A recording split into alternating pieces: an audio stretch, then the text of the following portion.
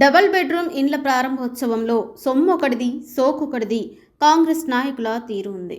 మీ cantonment నియోజకవర్గం రసుపుల్లార నారాయణ జోపిడి సంఘంలో గత బీఆర్ఎస్ కేసీఆర్ ప్రభుత్వ హయాంలో నిర్మించిన డబుల్ బెడ్రూమ్ ఇండ్ల పంపిణీ కార్యక్రమంలో కాంగ్రెస్ రాష్ట్ర మంత్రులు వ్యవహరించిన తీరు సొమ్మొకటిది సోకొకటిది తీరు ఉందని బీఆర్ఎస్ నాయకులు రాష్ట్ర బెవరేజెస్ కార్పొరేషన్ మాజీ చైర్మన్ గజ్జల నాగేష్ విమర్శించారు. బోర్డు మాజీ ఉపాధ్యక్షులు జక్కుల మహేశ్వర్ రెడ్డి, బోయిన్పల్లి మార్కెట్ మాజీ చైర్మన్ టిఎన్ శ్రీనివాస్, బోర్డు మాజీ సభ్యురాలు నళిని కిరణ్లతో కలిసి ఏర్పాటు చేసిన మీడియా సమావేశంలో గజ్జల నాగేష్ మాట్లాడుతూ, హైదరాబాద్ జిల్లా ఇన్ఛార్జి మంత్రి తలసాని శ్రీనివాస్ యాదవ్ కృషితో దివంగత ఎమ్మెల్యే సాయన్న ఆధ్వర్యంలో గత సీఎం కేసీఆర్ కంటోన్మెంట్లో ఇండ్లు లేని పేదలకు ఇండ్లు కట్టించి ఇవ్వాలనే సదుద్దేశంతో 41 కోట్ల రూపాయలతో 298 ఇళ్లు కట్టించి ఇచ్చారని అన్నారు. కాంగ్రెస్ ప్రభుత్వం అధికారంలోకి వచ్చిన తర్వాత 2 ఏళ్లు ఆలస్యం చేసి తామేదో డబుల్ బెడ్రూమ్ కట్టించి ఇచ్చినట్లు హంగామా చేశారని ప్రజలను మభ్యపెట్టే విధంగా మాట్లాడారని అన్నారు. బోర్డు మాజీ ఉపాధ్యక్షులు జక్కుల మహేశ్వర్ రెడ్డి మాట్లాడుతూ, గత బీఆర్ఎస్ ప్రభుత్వ హయాంలో ప్రారంభమైన పనులన్నీ తామే చేస్తున్నట్లు కంటోన్మెంట్ కాంగ్రెస్ నాయకులు చెప్పుకుంటున్నారని ఎద్దేవా చేశారు.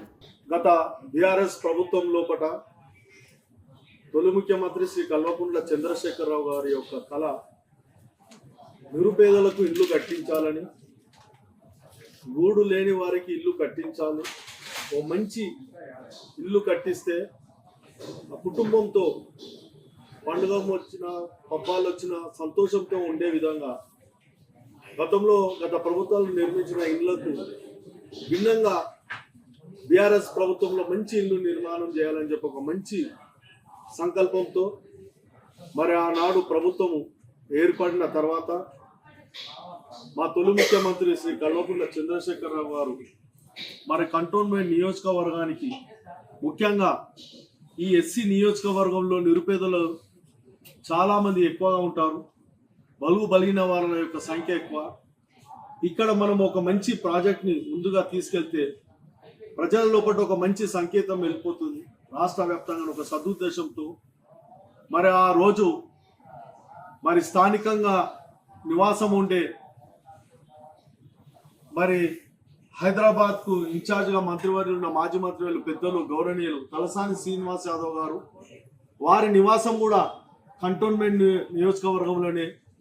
మరి ఇక్కడ నుండి ఈ యొక్క కంటోన్మెంట్ యొక్క ప్రజల యొక్క కష్ట సుఖాలు మంచి చెడులు బాగా దగ్గరుండి చూసే మరి మంత్రిగా ఉండి మరి స్థానికంగా ఉన్న మరి ఆ రోజు ఉన్న తలసాని శ్రీనివాస్ యాదవ్ యొక్క బలమైన కోరిక మేరకు మరి ఆనాడు మరి ఇక్కడ స్వర్గీయశ్రీ ఎమ్మెల్యే సాయన్న గారి యొక్క అందరి యొక్క ప్రోద్బలంతో సహాయ సహకారాలతో మరి ఇక్కడ డబుల్ బెడ్రూమ్ ఇల్లు నిర్మించుకోవటం జరిగింది.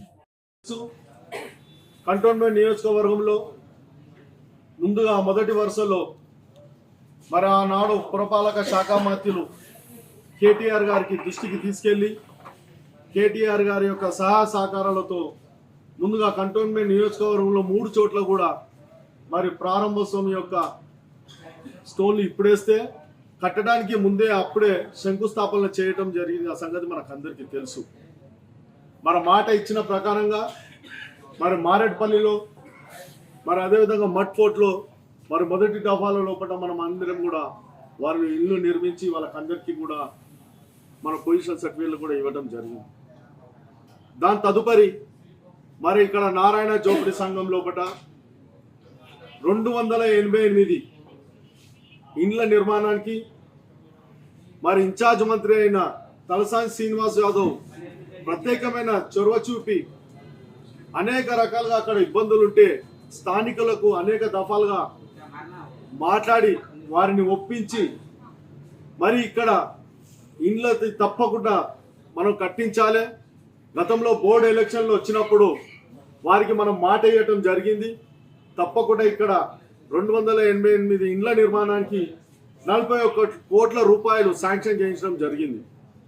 మరి ఎన్నో రకాలుగా మరి బడ్జెట్ మధ్యలోనే అర్ధాంతరంగా ఆగిపోతుంటే మన తలసాని శ్రీనివాస్ యాదవ్ గారు ప్రత్యేకమైన చొరవ చూపించి మరి ఎక్కడ కూడా ఈ యొక్క ప్రాజెక్ట్ ఆగిపోకుండా వారికి డబ్బులు ఇప్పించేసి కంప్లీట్ డబ్బులు శాంక్షన్ చేయించేసి మరి ఆ రోజు లోపల కంప్లీట్గా నిర్మాణాన్ని మరి పూనుకోవటం జరిగింది.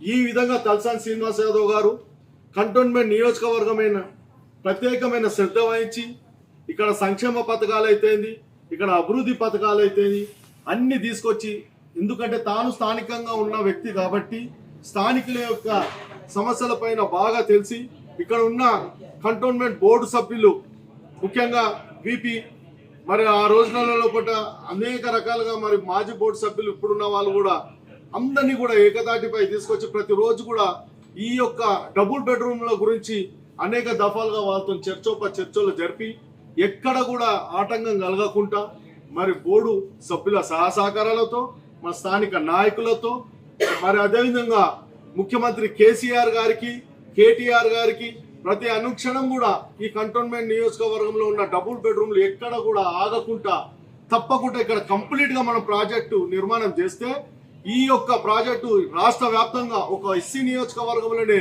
మరి ఇంత బ్రహ్మాండంగా డబుల్ బెడ్రూమ్లు మేము కట్టి ఇచ్చినామని ఒక మంచి సందేశాన్ని పంపిన వాళ్ళం అవుతామని చెప్పి ప్రత్యేకమైన ఆలోచనతోని మరి ఆ రోజు మనం ఈ యొక్క డబుల్ బెడ్రూమ్ నిర్మించుకోవడం జరిగింది.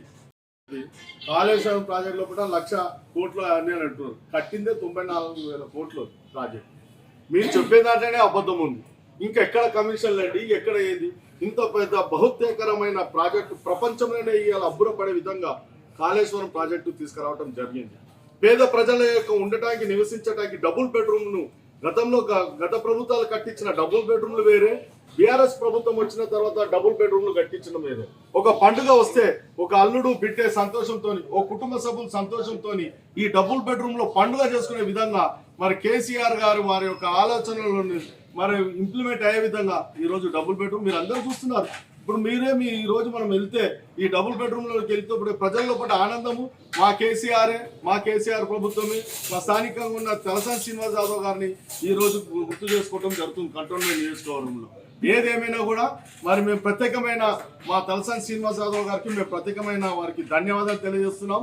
వారు ఇనిషియేటివ్ తీసుకొని ఈ విధంగా తొందరగా డబుల్ బెడ్రూమ్లు అయినందుకు గత ప్రభుత్వంలోనే మరి బడ్జెట్ తీసుకొచ్చి ఈ ప్రభుత్వంలో కూడా డబుల్ బెడ్రూమ్ కంటోన్మెంట్ నియోజకవర్గంలో వాళ్ళు కట్టించినందుకు వారికి ప్రత్యేకమైన మేము ధన్యవాదాలు మా మాజీ బోర్డు సభ్యులతో, కంటోన్మెంట్ ప్రజల తరఫున, బీఆర్ఎస్ పార్టీ తరఫున వారికి మేము తలసాని శ్రీనివాస్ యాదవ్ గారికి, కేటీఆర్ గారికి, మరి అదేవిధంగా గత తొలి ముఖ్యమంత్రి శ్రీ కల్వకుంట్ల చంద్రశేఖర్ గారికి మేము ధన్యవాదాలు తెలియజేస్తున్నాం. అప్పుడు ప్రభుత్వాలలో పూట ఈ రకంగా ప్రజా సంక్షేమం వైపు, ప్రజల వైపు డబుల్ బెడ్రూమ్లు వాళ్ళ యొక్క కోరిక మేరకు కట్టించిన తర్వాత మరి ప్రభుత్వము మారిన తర్వాత ఇప్పుడు చేసి మరి మేమే కట్టినాం, మేమే ఇచ్చినాం అని ఈరోజు సంకలు కట్టుకుంటూ మరి ఎక్కడ కూడా మరి గతంలో ఉన్న ప్రభుత్వాన్ని గుర్తు చేసుకోకుండా మరి గతంలో ఈ యొక్క డబుల్ బెడ్రూమ్లకు ప్రత్యేకమైన చొరవ చూపించిన మాజీ మంత్రి వీళ్ళు తలసాని శ్రీనివాసరావు గారిని కానీ, ఎమ్మెల్యే సాయన గారిని ఎక్కడ కూడా వాళ్ళు జ్ఞాపకం చేసుకుంటా, గుర్తు చేసుకుంటా చాలా శోచనీయం, చాలా బాధాకరం. మేము ఒకటే చెప్తున్నాము, సొమ్మొక్కడిది సోకొడిది అన్నట్లుగా ఈ విధంగా ఈరోజు గత ప్రభుత్వం బీఆర్ఎస్ ప్రభుత్వం కేసీఆర్ గారి ప్రభుత్వంలోనే డబుల్ బెడ్రూమ్లు కట్టి మరి ఇన్ఛార్జ్ మంత్రి ఉన్న తలసాని శ్రీనివాస్ యాదవ్ చొరవతోని డబుల్ బెడ్రూమ్లు కట్టి మరి మేమందరికి రెడీగా పెడితే ప్రభుత్వం మారినంత మాత్రాన ఈ రోజు పొజిషన్ సర్టిఫికేట్ ఇచ్చి మేమే కట్టించినాం అని చెప్పటం ఎంతవరకు ఇది నిజము, ఎంతవరకు ఇది న్యాయం అని చాలా శోచనీయం, చాలా బాధాకరం. మేము ఒకటే చెప్తున్నాం, ఏదేమైనా కూడా గత ప్రభుత్వంలో తీసుకున్న అనేక సంక్షేమ పథకాలు ఈ ప్రభుత్వం కూడా కంటిన్యూ చేయండి. గత ప్రభుత్వంలో కట్టించిన డబుల్ బెడ్రూమ్లకు ఎవరైతే మేము కట్టి ఇంత బ్రహ్మాండంగా 3 ప్లేస్లలో, ఒకటి మట్కోట అయితేంది, మారేట్పల్లి అయితేంది, మరి ఈ జోపిడి మరి ఇక్కడ అని, అదేవిధంగా ఇంకొక ప్రత్యేకంగా ఏంటంటే కేవలం డబుల్ బెడ్రూమ్లో కట్టించడం కాదు, ఇక్కడ ఉన్న వారికి ఎక్కడో దూరం వెళ్ళా కూడా బస్తీ దవాఖానాలు కూడా మనము ప్రారంభోత్సవం చేసుకున్నాం. ఇది కూడా గుర్తు చేసుకునే అవసరం ఉంది. ఇన్ఛార్జ్ మంత్రి తలసాని శ్రీనివాస్ యాదవ్ ఇలాంటి మంచి సంక్షేమ పథకాలని, ప్రభుత్వ పథకాలని మరి తీసుకెళ్ళండు. అప్పుడు మన బడి అని చెప్పేసి కూడా మరి ఆ బడి కూడా ఈ డబుల్ బెడ్రూమ్లకు దగ్గరగా ఉన్న ఈ బడుల లోపల కూడా ప్రారంభించుకోవడం జరిగింది. ఈ విధంగా అనేకమైన సంక్షేమ అభివృద్ధి పథకాలను తలసాని శ్రీనివాస్ యాదవ్ గారు ఇన్ఛార్జ్గా ఉన్నప్పుడే ప్రారంభించుకోవడం జరిగింది. ఇప్పుడు ప్రభుత్వము మారిన తర్వాత ఇప్పుడు ప్రభుత్వంలో ఉన్న మంత్రులు మేమే కట్టించినాం, మేమే చేసినామని మాట్లాడటం చాలా బాధాకరం, చాలా శోచనీయం. మేము ఏదేమైనా కూడా గత ప్రభుత్వాన్ని ప్రజలు కోరుకుంటున్నారు. గత ప్రభుత్వంలోనే కట్టిన ఈ యొక్క ఇండ్ల లోపల ఎంతో సంతోషంగా నిన్న వారి కన్నులలో ఆనందం చూసినాం. కంటోన్మెంట్ ప్రజల్లో లోపల ఇది మాకు కేసీఆర్ కట్టించిన ఇళ్లలో ఈ రోజు మేము వెళ్ళాం. ఏదైతే మేము ప్రభుత్వం ఏర్పడినాక వీరే కాలయాపన 2 సంవత్సరాలు చేసి మరి ఈ విధంగా మేము అప్పుడే ఇస్తామనే లోపల ప్రభుత్వం మారినందుకు ఈ 22 నెలల తర్వాత ఏదో ఏమైనా కానీ ఈ 22 నెలల తర్వాత ఇచ్చినందుకు మేము ఈ రోజు ప్రజలతో సంతోషం పంచుకుంటున్నాం. జై తెలంగాణ, జై కేసీఆర్. ప్రింట్ మీడియాకి మరియు మన ఎలక్ట్రానిక్ మీడియాకి నమస్కారాలు.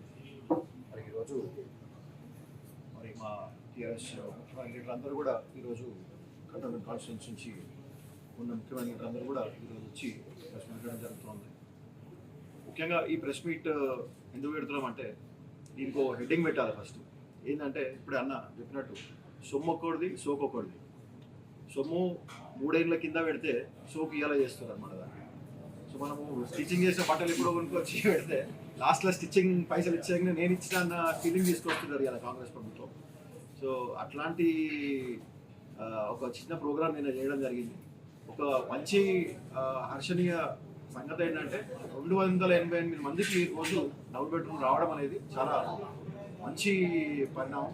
అండ్ దానికి ఎవరు కారకులు అంటే దానికి ముఖ్యంగా మన గౌరవనీయులు మరి మొదటి సీఎం మన పెద్దలు కేసీఆర్ గారు. ప్రజలందరూ కూడా గుర్తుంచుకున్నారు. డెఫినెట్గా కంటోన్మెంట్ కాన్స్టిట్యూన్సీ కాదు, ఇవాళ ఏదో కంటోన్మెంట్ కాన్స్టిట్యూన్సీ వచ్చి ఇనాగ్రేషన్ కాదు, మొత్తం తెలంగాణ వ్యాప్తంగా కూడా డబుల్ బెడ్రూమ్లు కట్టి ఇన్ని లక్షల మందికి ఇల్లు కల్పించేదంటే కేసీఆర్ గారు. అదేవిధంగా ఈరోజు కంటోన్మెంట్ కాన్స్టిట్యూన్సీలో నిన్న ఏదైతే ప్రోగ్రామ్ జరిగిందో దాంట్లో మీరు చూసుకోరు, ఒక్క పార్టీ కాదు 2 పార్టీలు చేసింది ఏం లేదు. ఆడ ఇద్దరు మేమంటూ స్టేజ్ మీద ఎక్కాలని చెప్పి తాదాలాడుతున్నారు, కానీ ఒక్కరైనా ఒక రూపాయి పెట్టిన వాడు ఇద్దరు. ఆ రోజు కేసీఆర్ గారు అయితే పైసలు శాంక్షన్ చేసిపోయారు, దానిలో చెక్ రూపంలో ఇవాళ సైన్ చేసి వాళ్ళకు లాస్ట్ మూమెంట్లో వీళ్ళకు కాంట్రాక్టర్లకు పైసలు ఇచ్చి ఉండొచ్చు. కానీ ముఖ్యంగా దాన్ని అన్ని కోట్లతో 41 కోట్లతో 280 మందిని ఇవాళ అక్కడ జీవిస్తున్నారంటే అది కేసీఆర్ గారు ఒక మంచి ఆయన టోటల్ అయితే పోవాలో ఆయనకే పోతుంది అనమాట. సో ఇలాంటి ఒక అంటే మీరు అంటున్నారు ఇంతకుముందు ప్రెస్ మిత్రులు కూడా అడుగుతా ఉన్నారు. సో అంటే ఇదే కాదు కదా, నేనేమంటున్నా అన్న కంటోన్మెంట్ కాన్స్టిట్యున్సీకి డబుల్ బెడ్రూమ్లే కాదు, ఒక 3-4 చోట్ల డబుల్ బెడ్రూమ్లు, అలాగే 900 కోట్ల రూపాయలతో ఒక హాస్పిటల్ చేయడం జరిగింది. ఆ రోజు ఇనాగ్రేషన్ ఓవర్ 2022లో ఇనాగ్రేషన్ చేసింది కేసీఆర్ గారు. ఆ రోజు నుంచే వర్క్ స్టార్ట్ అయింది. మరి అదేవిధంగా ఇదే కాదు, ఇంకో 2 హాస్పిటల్ కూడా 900 కోట్లతోటి, ఒక్కొక్క హాస్పిటల్ 900 కోట్లతో స్టార్ట్ చేసి ఇలా ఆల్మోస్ట్ కంప్లీషన్ స్టేజ్లో ఉన్నాయి. డెఫినెట్గా పేరు మీద పెడతారేమో కానీ తెలియదు పబ్లిక్కి. శాంక్షన్ ఎవరు చేసిరు, ఆ 900 కోట్లు ఎవరు పెట్టారు, ఇలా మా దగ్గర పులారం లాల్ వల్ల ఇలా హాస్పిటల్ వస్తున్నట్టు ఎవరు చేసిందారు ఇంత పెద్ద అంటే నార్త్ ఈస్ట్ ఏరియా మొత్తానికి కంటోన్మెంటే కానీ నార్త్ ఈస్ట్ ఏరియా ఎక్కడి నుంచి కరీంనగర్కి ఎవరు పోయినా సరే ఆ హాస్పిటల్ ఇలా పనికొస్తుంది. సో అట్లాంటి విధంగా ఎన్నో అంటే చెప్పుకోవాలంటే ఇలా దినం కాదు నెలంతా సరిపోదు కేసీఆర్ గారు చేసినాయని. సో అట్లాంటి ఇనాగ్రేషన్లు నడుస్తూనే ఉంటాయి. మరి మొన్నటి వరకు కూడా మా కంటోన్మెంట్లో 10 కోట్ల రూపాయలు శాంక్షన్, అంటే మా గవర్నమెంట్ ఆల్మోస్ట్ ఎలక్షన్ల ముందు 10 కోట్ల రూపాయలు శాంక్షన్ చేసి ఇస్తే మరి మా దివంగత నేత ఎమ్మెల్యే లాస్ట్ గారు చనిపోక ముందు ఆ పైసలు డబ్బులు వచ్చినాక కూడా ప్రతి ఎమ్మెల్యే యూజ్ చేసుకున్నాడు. దాని తర్వాతనే కదా ఈ పైసలు ఇనాగ్రేషన్ అయిన పైసలు అన్ని కూడా ఇప్పుడు ఇవాళ ఎమ్మెల్యే యూజ్ చేస్తున్నారు. మాక్సిమం పైసలు మొన్నటి వరకు యూజ్ చేసినా కూడా అవే ఇనాగ్రేషన్ చేసినట్టు మేము ప్రూఫ్తో సహా చూపిస్తాం. మా 10 కోట్లవి కావాలని చెప్పి అడుగుతా ఉన్నాం. ఇంకోటి మా బాబుజీ నగర్లో ఎగ్జాంపుల్ చెప్తా ఉన్నాం, ఇట్లాంటి చెప్పుకుంటాం అదే అంటా ఉన్నాను. ఒక బస్సు చౌకగా మేము 15 లక్షల రూపాయలు సాయనగర్ శాంక్షన్ చేసి పెడితే ఇవాళ వరకు కూడా దాని ఇనాగ్రేషన్ కాలేదు. మేము ఒత్తిడి తీసుకొస్తే ఇప్పుడు 2-3 రోజుల్లో స్టార్ట్ చేస్తా అంటున్నారు దాన్ని. ఎందుకు అంటే ఎమ్మెల్యే సాయనగర్ అంతకుముందు దానితో 15 లక్షలు ఇచ్చారు, ఇప్పటి వరకు దాన్ని ముడతలేదు.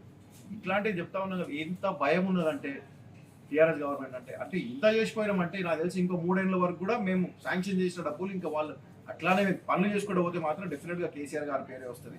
ఎక్కడ పోయినా ఊరు పోయినా కంటోన్మెంట్ అయినా సరే రేపు జూబ్లీహిల్స్లో కూడా డెఫినెట్గా మేము గెలిచి చూపిస్తాం. ఉట్టి మాటలు కాదు, మేము గెలిచి ఆ రూపంలో మీకు డెఫినెట్ పబ్లిక్ అందరూ కూడా చూపిస్తా ఉన్నాం.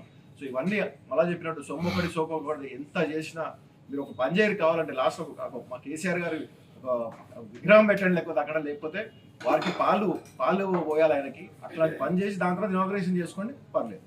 Thank you. ప్రింట్ మీడియా సోదరులకు అందరూ కూడా నమస్కారం. మరి ఏదైతే డబుల్ బెడ్రూమ్ నారాయణ జోపిడి సంఘం 2019లో స్టార్ట్ కావడం జరిగింది. దాని తర్వాత మరి 2019లో మేము భూమి పూజ చేసినాం. అక్కడ భూమి పూజ చేసిన తర్వాత అందులో ఒక 32 మందికి ఏదైతే పట్టాల కోసమని డబుల్ ఇల్లు అని ఆ విధంగా కొద్దిగా ప్రాబ్లం అవ్వడం వల్ల అదొక 1 సంవత్సరం డిలే అయింది. మరి అందరు అసోసియేషన్ సభ్యులు కూడా సహకరించడంతో మరి 288 ఏవైతే ఇల్లులు ఉన్నాయో మరి నిన్న కాంగ్రెస్ ప్రభుత్వం వీటిని పంచడం జరిగింది. అది చేసిందంతా కూడా మేము టీఆర్ఎస్ ప్రభుత్వం గతంలో కేసీఆర్ గారు మరి ముఖ్యంగా దాని చొరవ తీసుకున్నారు కేటీఆర్ గారు, మళ్ళీ తలసాని శ్రీనివాస్ యాదవ్ గారు. అదేవిధంగా మరి మా దివంగత ఎమ్మెల్యే సాయన్న గారి ముఖ్య పాత్ర ఉన్నది అందులో. ఆయన ఏంటంటే యాక్చువల్లీ ఆడ 244 ఇల్లుల కోసమని శాంక్షన్ ఇచ్చింది గవర్నమెంట్. అయితే 288 మంది పట్టాలు ఇచ్చారు. అయితే 288 మంది పట్టాలు చాలా మంది వద్దన్నారు ప్రాజెక్ట్ ఇది. వద్దు ప్రాజెక్ట్ 40 మంది ఎక్కడ పోవాలని. దాని తర్వాత మరి సాయన్న గారికి చెప్తే సాయన్న గారు శ్రీనివాస్ యాదవ్ పోతే శ్రీనివాస్ యాదవ్ గారు కేటీఆర్ గారు తీసుకుపోయి మరి దాని ఒక డిజైన్ అనేది చేంజ్ చేసారు ఇంజనీర్స్ కట్టుకొని. అరే ఎట్లయితే 40 మందికి పేదవాళ్ళకి ఇల్లు తక్కువ అవుతుంది, ప్రాబ్లం అవుతుంది కాబట్టి డిజైన్ చేంజ్ చేయడం వల్ల 288 మందికి అందరికి కూడా ఇల్లు ఎవ్వరికి కూడా ఒక మనిషికి తక్కువ పడకుండా చేస్తేనే ఆ ప్రాజెక్ట్ ముందుకెళ్ళింది. అది ఎట్లా అంటే ఒక శవం బయటికి తీయాలన్నా కూడా ఆ శవాన్ని భుజాన్ని వేసుకొని బయటికి తీసుకురావాల్సిన పరిస్థితి ఉంటుంది నారాయణ జోపిడి సంఘం. ఎందుకంటే ఆ శవం కూడా ముంగడ పెట్టుకోవడానికి ఉండకపోతుంది. వాళ్ళు తీసుకొచ్చి ఇప్పుడు ఏదైతే రోడ్ చేసిరో మెయిన్ రోడ్, ఆ మెయిన్ రోడ్ మీద ఆ శవాన్ని వండబెట్టి అక్కడ నుంచి శవం తీసుకొని పోతుండే. అంత పెద్ద ఉన్నటువంటి ముఖ్యవాడని మరి టీఆర్ఎస్ ప్రభుత్వము మరి మన మున్సిపల్ మంత్రి గారు దానిపై గట్టిగా కేటీఆర్ గారు చొరవ తీసుకొని, అదేవిధంగా ఇన్ఛార్జ్ మంత్రి అయినటువంటి తలసాని శ్రీనివాస్ యాదవ్ గారు గతంలో మేము ఎన్నోసార్లు పోవడం జరిగింది. మొన్న కూడా రీసెంట్గా వర్క్ ఆగిపోయింది కాంగ్రెస్ ప్రభుత్వం వచ్చినాక. అప్పటికి వెళ్తే కూడా అప్పుడు కూడా తలసాని శ్రీనివాస్ యాదవ్ ఫోన్ చేసి చెప్పారు, అరే గరీబులు పేదవాళ్ళ ఇల్లు నేనే అందరం దొరుకుని వెళ్ళినా, పేదవాళ్ళ ఇల్లు ఖచ్చితంగా మీరు చేయాలని చెప్పి శ్రీనివాస్ యాదవ్ గట్టిగా చెప్పడం జరిగింది. 4 సార్లు అసోసియేషన్ సభ్యులందరూ కూడా ఆయన దగ్గర తీసుకెళ్లడం జరిగింది.